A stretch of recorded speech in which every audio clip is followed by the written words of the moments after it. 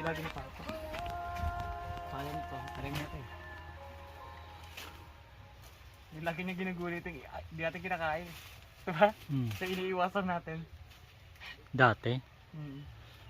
Masarap to kainin ngayon. Ito yung iniiwasan ko kainin pag diniluto niya. Masarap to pag ano to? Buto na to, ano to matandaan na to Ito maganda. Pero buto na lang yan, pwede yan. Pwede yan sa Ayaw nga pala mga buto. mga buto niya. O yung ina natin, parang munggo. Parang munggo yung lasa. Kuha lang tayo. Kapag sa, parang natin. Pampalasa lang din to Masarap yan pag ano pa lang siya, bata pa lang. Malambot pa. Yun, ginigisa yun Tandaan na yan. Yung buto lang ako pakilugahin dito. Oo, buto. Lalagain mo yan, isawag sa ano. Wow. Baka maano si Gerald dun.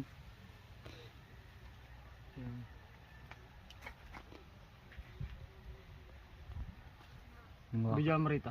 Yung loob.